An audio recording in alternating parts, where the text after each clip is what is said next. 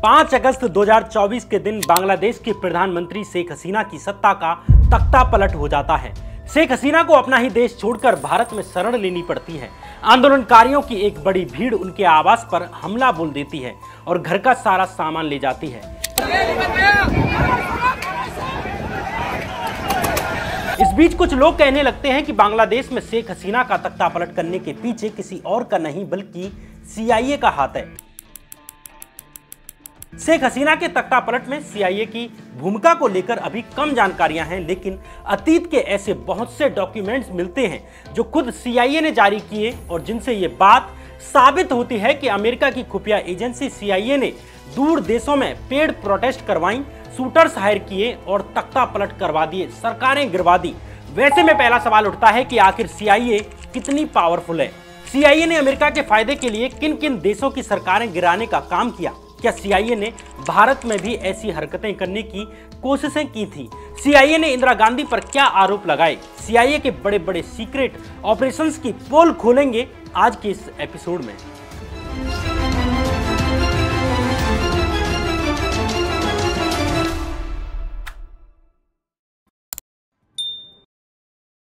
नमस्कार, मैं श्याम मीरा सिंह। 22 नवंबर 1963 का दिन, अमेरिका का डैलस शहर 2 लाख लोगों की खचाखच भीड़ अपने राष्ट्रपति जॉन कैनेडी का इंतजार कर रही थी।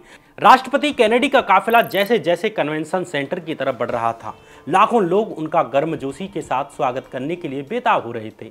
भीड़ के उस उत्साह को देखकर पास में बैठी गवर्नर की पत्नी नेली ने राष्ट्रपति कैनेडी से कहा कि सर, अब आप ये नहीं कह सकते कि डैलस के लोग आपसे प्यार नहीं करते। इस पर कैनेडी ने कहा कि यकीनन अब मैं ये बात बिल्कुल भी नहीं कह सकता। लेकिन कैनेडी इससे आगे कुछ बोल पाते कि बंदूक की एक गोली उनके गले को चीरकर बाहर निकल चुकी थी। जब तक राष्ट्रपति के सुरक्षा गार्ड कुछ समझ पाते, तब तक दूसरी गोली भी कैनेडी के स्कैल्प को तोड़ते हुए सर में समा चुकी थी। राष्ट्रपति कैनेडी की मौके पर ही मौत हो जाती है।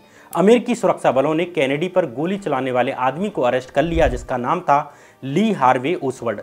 पूछताछ में पता चलता है कि मौके पर ली ही वो एक इकलौता आदमी था जिसने इस पूरे कत्लेआम को अंजाम दिया। लेकिन ली के पकड़े जाने के 2 दिन बाद ही अब उसे डैलस पुलिस हेडक्वार्टर से जेल ले जाया जा रहा था।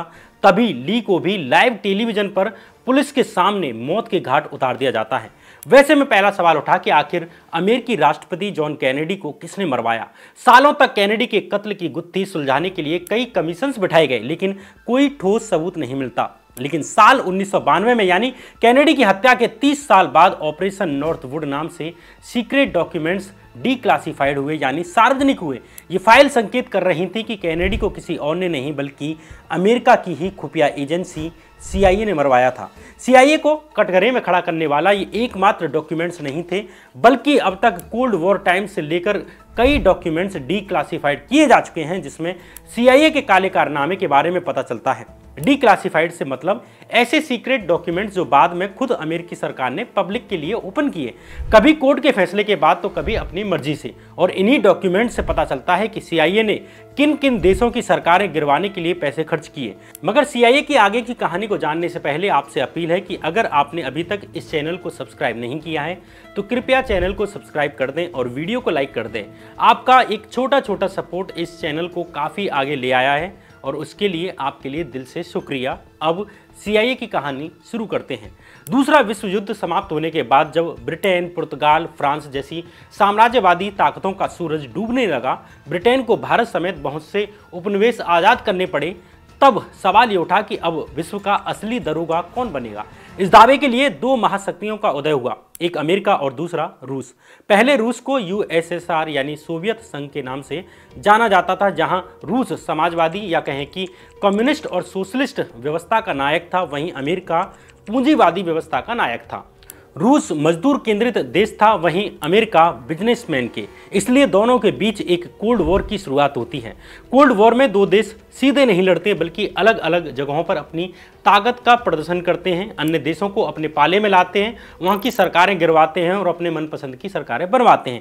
इसलिए इस काम को अंजाम देने के लिए अमेरिका को एक ऐसे संगठन की जरूरत पड़ी जो अंदर ही अंदर गुप्त रूप से अमेरिका के राजनीतिक और आर्थिक एजेंडे को पूरा करने के लिए किसी भी हद तक जा सके और विश्व के अन्य देशों से रूस का प्रभाव कम कर सके। अपने इसी लक्ष्य की प्राप्ति के लिए अमेरिका ने साल 1947 में CIA यानी सेंट्रल इन्वेस्टिगेशन एजेंसी का गठन किया। आगे चलकर CIA दुनिया की सबसे खतरनाक खुफिया एजेंसी बन जाती है। CIA ने अपना सबसे बड़ा और सफल ऑपरेशन ईरान में किया। इस ऑपरेशन का नाम था ऑपरेशन अजाक्स, जिसके तहत ईरान में लोकतांत्रिक रूप से चुने गए प्रधानमंत्री मोहम्मद मोसद्देक का तख्ता पलट करके CIA ने वहां पर अपना प्यादा बैठा दिया। ये छोटी बात नहीं है कि किसी देश की खुफिया एजेंसी साजिश करके एक दूसरे देश के प्रधानमंत्री को हटवा दे। CIA पर भारत में भी केरल की कम्युनिस्ट सरकार को गिराने के भी आरोप लगे, उसके बारे में भी इस वीडियो में आगे बात करेंगे। लेकिन ईरान का किस्सा समझना बहुत जरूरी है ताकि आप समझ सकें कि खुफिया एजेंसियां कैसे काम करती हैं। 18वीं और 19वीं सदी में बहुत से देशों पर ब्रिटेन का प्रभाव था, जैसे भारत में था। इसी तरह 18वीं शताब्दी से ही ईरान की सत्ता पर ब्रिटेन का प्रभाव था। ब्रिटेन के लोग ईरान में बिजनेस करते थे। इसी कड़ी में साल 1906 में एंग्लो पर्शियन ऑयल कंपनी, जिसे साल 1920 आते आते पूरे ईरान के ऑयल सेक्टर के सभी एक्सक्लूसिव राइट्स मिल जाते हैं। आगे इस कंपनी का नाम एंग्लो ईरानियन ऑयल कंपनी रख दिया जाता है। द्वितीय विश्व युद्ध के दौरान ईरान और ब्रिटिश संबंधों में कुछ बदलाव आते हैं। ब्रिटेन ने ईरान पर आरोप लगाना शुरू कर दिया कि वो हिटलर के नाजी जर्मनी को सपोर्ट कर रहा है। ब्रिटिश सरकार को डर सताने लगा कि कहीं ईरान में मौजूद एंग्लो ईरानियन ऑयल कंपनी की आबादान रिफाइनरी जर्मनी के कंट्रोल में ना आ जाए।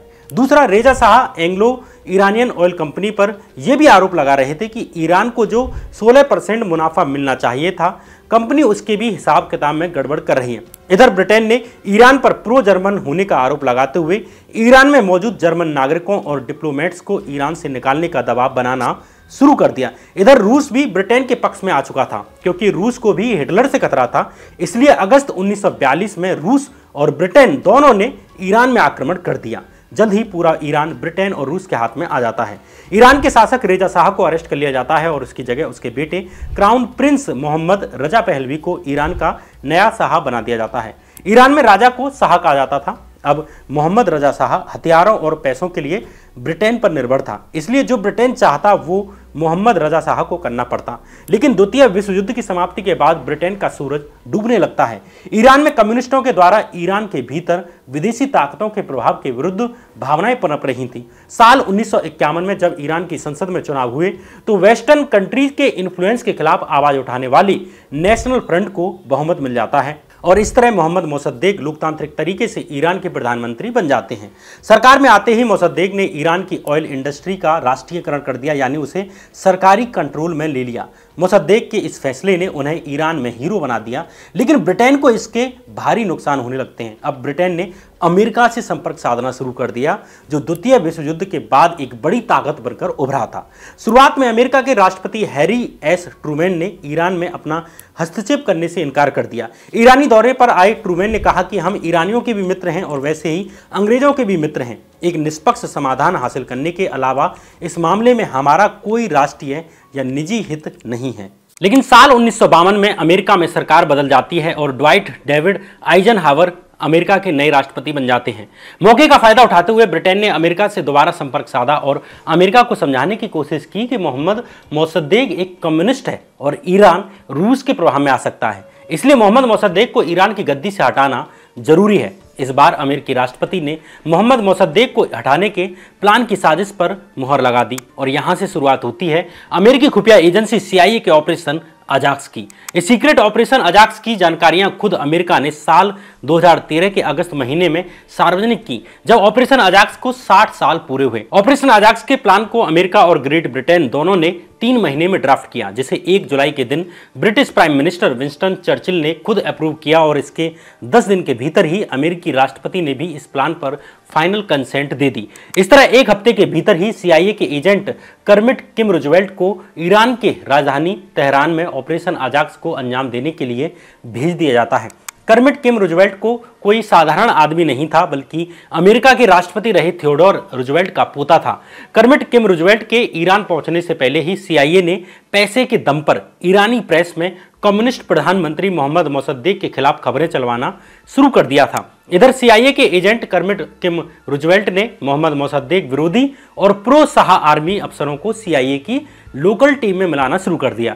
साथ ही मोहम्मद रजा शाह को मनाना शुरू कर दिया कि वो मोहम्मद मोसद्देक को हटाकर आर्मी कमांडर जनरल फजलुल्लाह जाहिदी को प्रधानमंत्री नियुक्त कर दे। ईरानी आर्मी में मौजूद अपने लोगों के बल पर सीआईए ने पेड प्रोटेस्ट करवाना शुरू कर दिया, यानी प्रदर्शनकारी भाड़े पर बुलाए जाते जो प्रधानमंत्री मोहम्मद मोसद्देक के खिलाफ प्रदर्शन करते। ईरान की मीडिया में मोहम्मद मोसद्देक की सरकार को कमजोर दिखाया जाने लगता है। सीआईए ये सब इसलिए कर रही थी ताकि आगे होने वाले तख्तापलट को जनता की नजर में जायज ठहराया जा सके। सीआईए के ऑपरेशन के बारे में प्रधानमंत्री मोहम्मद मोसद्देक को भी पता चल जाता है। अब मोसद्देक ने ईरान की संसद को भंग करने की घोषणा कर दी। इससे मोसद्देक को ईरान के शाह से भी अधिक ताकत मिलने वाली थी, लेकिन सीआईए के दबाव में आकर शाह मोहम्मद रजा पहलवी उस डिक्री पर साइन करने के लिए सहमत हो जाते हैं, जिससे प्रधानमंत्री मोहम्मद मोसद्देक की जगह आर्मी कमांडर जनरल फजलुल्लाह जाहिदी को प्रधानमंत्री बनाया जाना था। लेकिन मोसद्देक ने प्रधानमंत्री की गद्दी छोड़ने से इनकार कर दिया। अब मोसद्देक के समर्थक भी सड़क पर उतर आते हैं। अगले दिन मोसद्देक ने तख्तापलट करने की साजिश में शामिल लोगों को अरेस्ट करना शुरू कर दिया। मोसद्देक के पलटवार को देख ईरान का शाह भाग जाता है और जनरल फजलुल्लाह जाहिदी भी एक सीक्रेट जगह पर छुप जाता है। एक तरह से सीआईए का प्लान उन पर ही उल्टा पड़ गया। अमेरिका समझ गया कि मिशन फेल हो चुका है, इसलिए सीआईए एजेंट कर्मिट किम रूजवेल्ट को एक टेलीग्राम आया जिसमें उसे ऑपरेशन अजाक्स बीच में ही छोड़कर वापस यूएस आने के लिए कहा गया। ईरान में मौजूद अमेरिकी दूतावास के अधिकारियों ने भी अजाक्स प्लान छोड़ भागने का प्लान बना लिया, लेकिन कर्मिट रूजवेल्ट ने अपना प्लान छोड़ने के बजाय जनरल फजलुल्लाह जाहिदी को ईरान की गद्दी पर बिठाने के लिए अपने प्रयास डबल कर दिए। रूजवेल्ट ने पैसे फेंककर ईरान की सड़कों पर भाड़े के प्रदर्शनकारियों से भर दिया। रूजवेल्ट का यह डिसीजन ईरानी और अमेरिकी रिश्तों का भविष्य बदल देता है।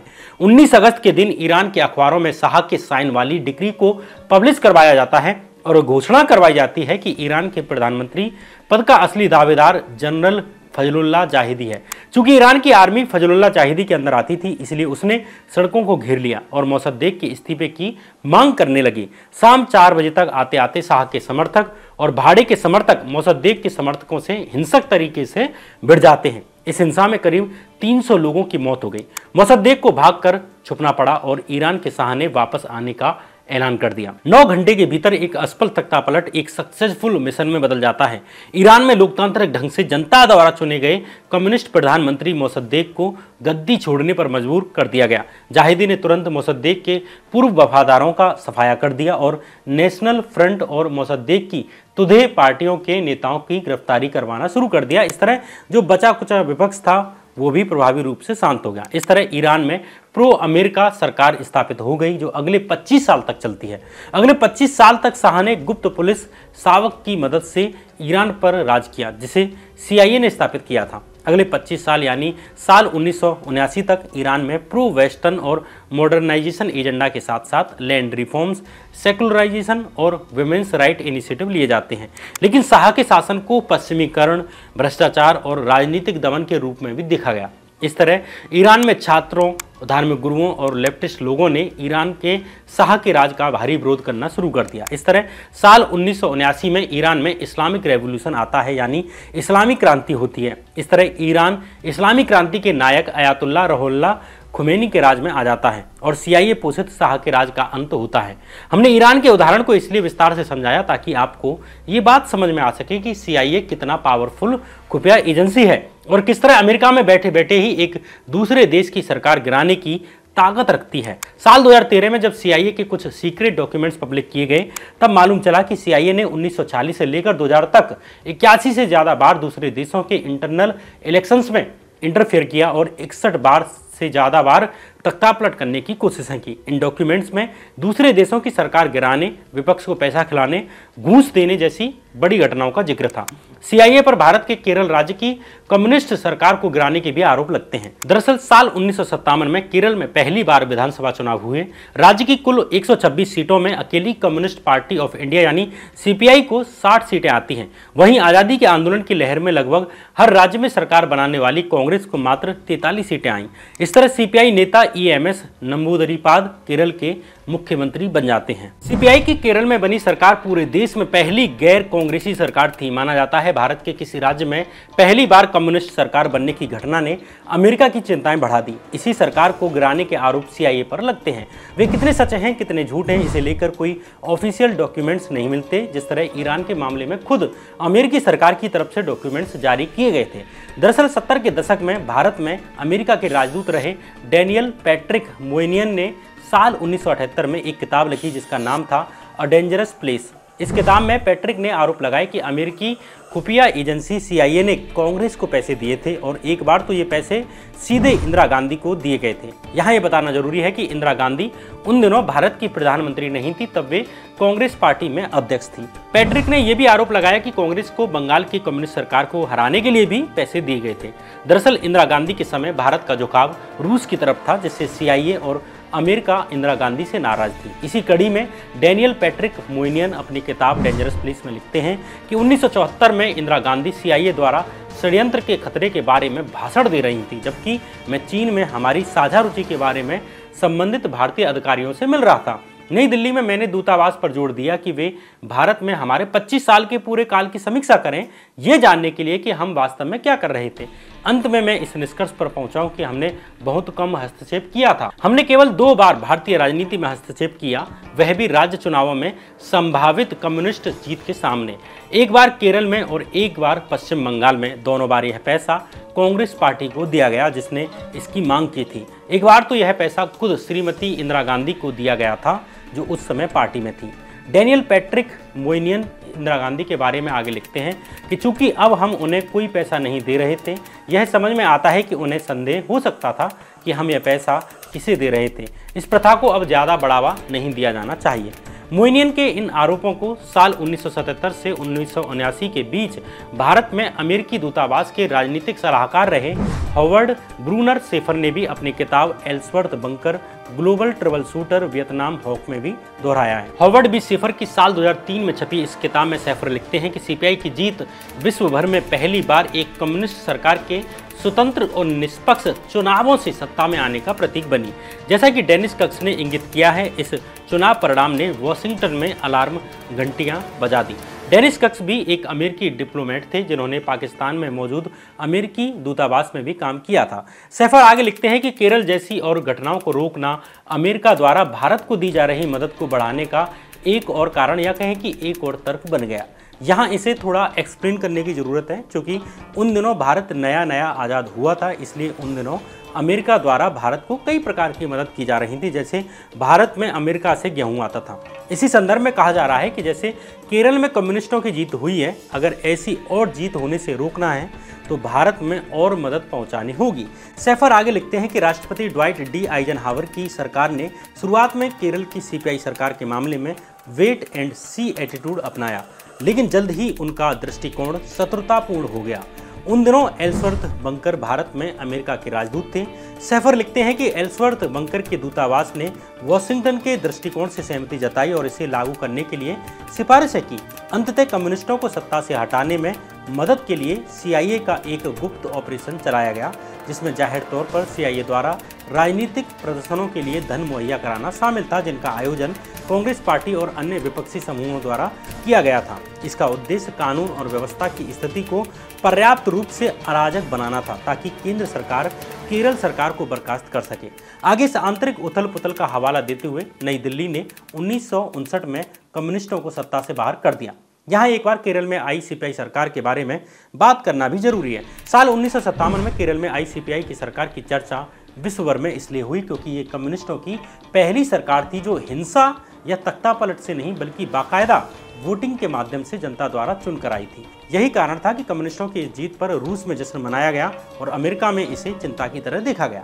सीपीआई की सरकार ने आते ही कई तरह के सुधार किए, जैसे राशन वितरण प्रणाली सही की, छोटे किसानों की जमीन के संरक्षण के लिए कानून लाए, भूमि सुधार कानून लाए, मजदूरों की मजदूरी बढ़ाई आदि ये काम किए गए। लेकिन अब सीपीआई सरकार शिक्षा सुधार के लिए कदम उठाने लगी तो इससे प्राइवेट स्कूलों के मालिक नाराज हो गए, क्योंकि इन स्कूलों को अधिकतर उच्च वर्ग या धार्मिक संगठनों द्वारा चलाया जा रहा था। अब सीपीआई सरकार के खिलाफ विमोचन समारंभ आंदोलन शुरू हो गया। जब केरल में सीपीआई की सरकार आई तो नेहरू को इस बात से कोई तकलीफ नहीं थी, क्योंकि वे अलग अलग विचार के लोगों के राजनीतिक स्पेस का सम्मान करते थे। लेकिन कांग्रेस संगठन के भीतर कुछ नेता सीपीआई की सरकार नहीं चाहते थे, जैसा कि हर पार्टी के भीतर होता है। इस बीच 2 फरवरी 1959 को इंदिरा गांधी को कांग्रेस का अध्यक्ष नियुक्त कर दिया जाता है। इन दिनों केरल में भारी विरोध प्रदर्शन हो रहे थे। कई जगह पुलिस की गोलियों से आंदोलनकारियों की मौत भी हुई। पुलिस की गोलीबारी में 20 से ज्यादा लोग मारे जा चुके थे। अब केंद्र सरकार से मांग की जाने लगी कि वो केरल सरकार को बर्खास्त कर दे।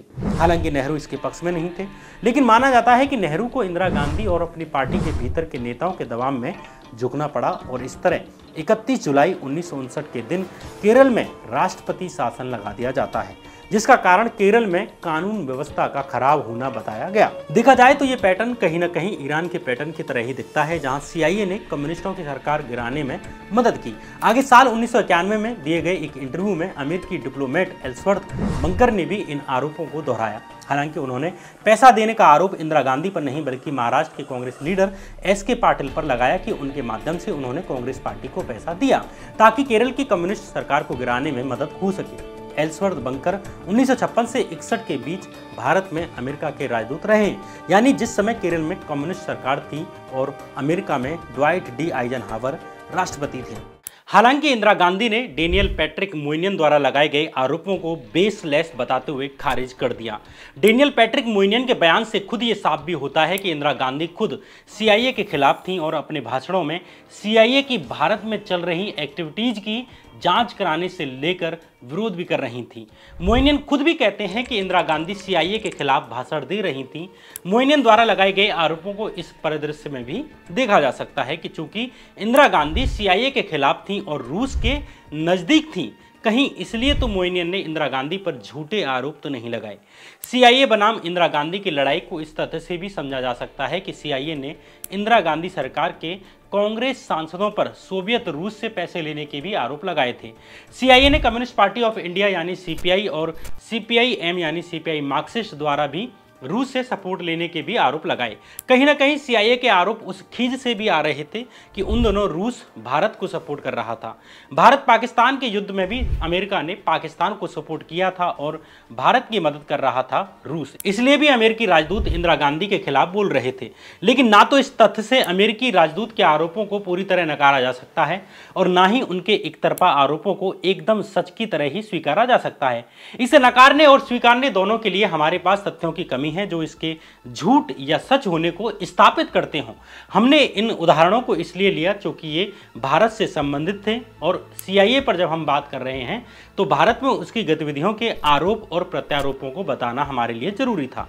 जिस तरह सीआईए पर ईरान में तख्तापलट करने और केरल की कम्युनिस्ट सरकार गिराने के आरोप लगते हैं, उसी तरह सीआईए पर ग्वाटेमाला देश के राष्ट्रपति जैकोबो आर्वेंजको का तख्तापलट करने के भी आरोप लगते हैं। इसके पीछे भी कारण माना जाता है कि राष्ट्रपति जैकोबो आर्वेंजको ने अपने यहाँ कारखानों में काम कर रहे कारीगरों के हक में उत्पीड़न विरोधक कानून बना दिए थे, जिसकी वजह से यूनाइटेड फ्रूट जैसी अमेरिकन कंपनियों के लाभ कम हो गए, क्योंकि अब कंपनी कम पैसों में ज़्यादा घंटों तक मजदूरों से काम नहीं करवा सकती थी। इसके लिए उन्होंने सीआईए से संपर्क किया। परिणाम स्वरूप जैकोबो का आर्मी द्वारा तख्तापलट करवा दिया गया। इसी तरह साल 1963 में वियतनाम के राष्ट्रपति की हत्या करवाने के पीछे भी सीआईए का स्पष्ट हाथ माना जाता है, जिसके बाद वियतनाम में एक फुल फ्लेज्ड वॉर की शुरुआत होती है, जिसे वियतनाम वॉर कहा जाता है, जिसमें 58,000 अमेरिकन और 10 लाख से ज़्यादा वियतनामी मारे गए। यही काम सीआईए ने Iraq, Cuba, Republic of Congo, Laos, Dominican Republic और ब्राज़ील और चिली जैसे कई देशों में किया। पिछले 40 सालों में सिर्फ सीआईए के हस्तक्षेप की वजह से थर्ड वर्ल्ड कंट्रीज में 60 लाख से ज़्यादा लोग मारे गए हैं और ये मैं नहीं कह रहा बल्कि सीआईए के ही एक पूर्व अधिकारी का कहना है। The U.S. national security complex with the military all interwoven in it in many different ways has been waging, let me just put it this way, the best heads that I coordinate with studying this thing, we count at least minimum figure 6 million people who've been killed in this long 40-year war that we've waged against the people of the Third World. These are not Soviets. We have not been parachuting teams into the Soviet Union to kill and hurt. बहुत से देश आज भी CIA के इन हस्तक्षेपों की वजह से अशांति और गरीबी में चले गए, लेकिन ऐसा नहीं है कि CIA का शिकार सिर्फ बाहरी लोग हुए और अमेरिकन नहीं। साल 2007 में फैमिली ज्वेल्स नाम से CIA का एक हाईली सीक्रेट डॉक्यूमेंट पब्लिक किया गया, जिसे 1970 के दशक में कंपाइल्ड किया गया था। इस डॉक्यूमेंट में CIA द्वारा क्यूबा के क्रांतिकारी फिदेल कास्ट्रो के मारने के पूरे प्लान्स थे। दरअसल फिदेल कास्ट्रो एक कम्युनिस्ट क्रांतिकारी थे जो इंदिरा गांधी के सपोर्टर भी माने जाते थे। चूंकि क्यूबा जियोग्राफिकली अमेरिका के काफ़ी नज़दीक है, इसलिए CIA को इनसिक्योरिटी थी कि अगर क्यूबा में कम्युनिस्ट गवर्नमेंट आ गई तो न केवल रशिया का दबदबा साउथ अमेरिका में बढ़ेगा, बल्कि वो अमेरिका के काफ़ी नज़दीक भी आ जाएगा, जिसके चलते CIA ने कास्ट्रो को मारने के कई तरह के तरीके अपनाए। उसकी सिगार में टॉक्सिन मिलाने से लेकर उसके खाने में जहर डालने जैसे कारनामे किए गए, लेकिन फिडेल कास्ट्रो हर बार बच जाते।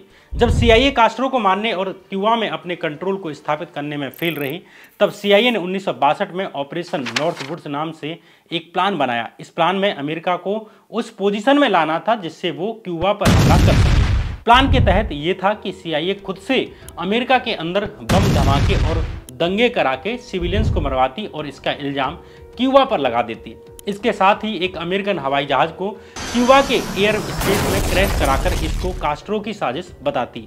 इस प्लान में कई US नागरिकों की हत्या होती और जो हत्याएं होती उनको न्यूज़पेपर में बढ़ा चढ़ाकर शो करना था, ताकि लोगों में एक गुस्सा पैदा हो और अमेरिका क्यूबा पर हमला कर देता। कुल मिलाकर एक वॉर को जस्टिफिकेशन देना था, ताकि कोई ये ना कह सके कि ये वॉर अमेरिका ने खुद ही शुरू किया है। लेकिन जब ये प्रस्ताव तत्कालीन अमेरिकी राष्ट्रपति जॉन F कैनेडी के पास लेकर जाया जाता है, वे इससे बिल्कुल भी खुश नहीं होते।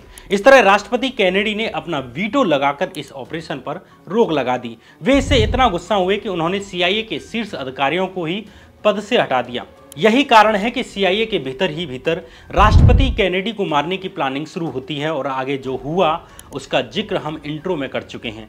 राष्ट्रपति कैनेडी पर जिस हत्यारे ली ने गोली चलाई थी, उसने पूछताछ में बताया कि उसके पीछे कई लोग हैं, वो तो बस एक मोहरा है। लेकिन 2 दिन बाद ही उसकी भी पुलिस के सामने हत्या कर दी जाती है।